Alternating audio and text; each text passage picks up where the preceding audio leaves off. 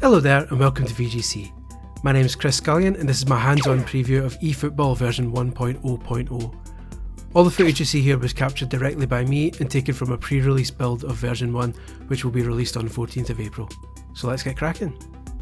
Konami has a mountain to climb. When it decided to completely overhaul its Pro Evolution Soccer series by ditching plans for a 2021 edition and instead taking 2 years to create an entirely new free-to-play title, hopes were high that this was the shake-up the series needed. After all, the days of competing with FIFA and outdoing it in many players' opinions had been gone for some time, and the hope was that this revamp would be a spark of life. Instead, when the game, rebranded as eFootball, launched in an early version in September 2021, the reaction was about as cataclysmic as any game could ever receive. The game was riddled with bugs, the player likenesses were comically bad, passing was painfully slow, defending was frustratingly difficult, and shooting was woefully inaccurate. On top of that, the bizarre decision to launch with a small handful of teams and the option to play friendly matches only left players bewildered at the serious lack of content on offer.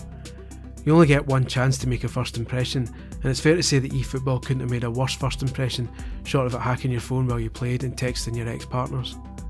Konami had always stated that eFootball in this new free-to-play form was going to be an ever-evolving service, and that the version released in September was a very early first sample. It had always maintained that the first proper version 1 update would come later, though it was initially supposed to arrive in November until the release date backlash pushed that all the way back. Finally, version 1 is nearly here, with a release planned for the 14th of April. This is the update that Konami hopes will slowly start to win back the trust of a hurting fanbase. Earlier this week we went hands-on with a pre-release build of version 1, and based on what we've played, this might just be the start of a comeback. The main thing I took from my time with the updated version is that it finally felt like I was playing the game, not fighting against it. While many ditched eFootball after that initial awful launch, I stuck with it out of curiosity to see whether it could get out of its rut. While it's definitely improved since then, the current version 0.9.1 has far fewer issues than the day 1 shambles. It's still extremely awkward to play. Over time I've learned to get better at the game by working around its flaws. Defending isn't very responsive, so we dribble a lot, that sort of thing. Version 1.0.0 however doesn't have so many of these flaws and feels a lot more like a proper accomplished football game. There are two key features that contribute most to this. The first is an overhauled defensive system which brings back the ability to press players by holding down a button, X on PlayStation or A on Xbox. Holding that button down brings your player closer to the opponent, then pressing it twice makes you tackle.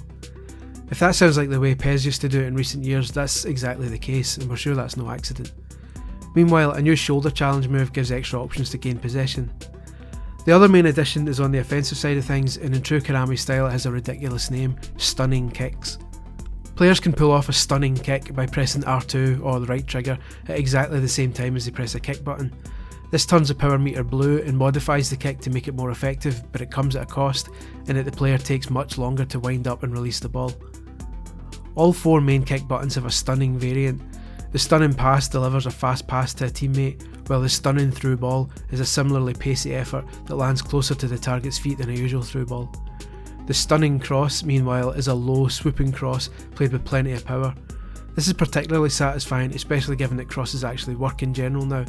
Before it was infuriating to deliver a cross into the box and not be sure whether a striker would actually connect with it properly. Now it's far more accurate. It's a stunning shot that will get the most attention though, especially because shooting has felt so floaty and ineffective in eFootball until now. If your player has enough space to pull off a stunning shot, it'll have far more power and accuracy. This will also come into play for players who have specialty shots like knuckle shots, dipping shots or rising shots. It'll be the stunning shot where these are executed. Stunning kicks are the main new mechanic that defines eFootball for us now, in that they offer an interesting risk and reward system that FIFA doesn't. Do you play it safe and take a normal shot, or do you try to find enough space to set up for a stunning shot, knowing that the longer kick animation means it'll be easier to block? All this combines for a game that feels far more satisfying to play, though of course there's still room for improvement. Anyone expecting this to be a FIFA challenger 6 months down the line is perhaps expecting a bit too much. There are other questions that still need to be answered too. We were briefly told more about the Dream Team mode, eFootball's equivalent of PES's My Team and FIFA's Ultimate Team, but we didn't get a chance to try it out.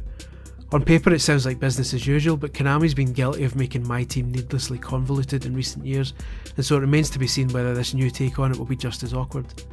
For now though, we've seen and played enough to give us hope for eFootball again, which is something we certainly didn't have 7 months ago. It goes without saying that FIFA will still be top dog for now, not just in sales but in reputation. Konami's series may never have outsold EA's, but for a lengthy period it was considered by footballing purists to be the better representation of the sport. The absolute mess of last September has ensured that it will take a long time for eFootball to regain that reputation, but the improvements made for version 1 show that this is a mountain that Konami is willing to climb, and we're curious, excited even, to see what state this constant work in progress will be in a year or two from now. Is it a FIFA beater now then? Of course not. But the fact it costs nothing to try out and is actually much more stable now at least makes it a viable alternative for people getting bored of EA's offering. It's a start. A fresh start perhaps, but a start nonetheless.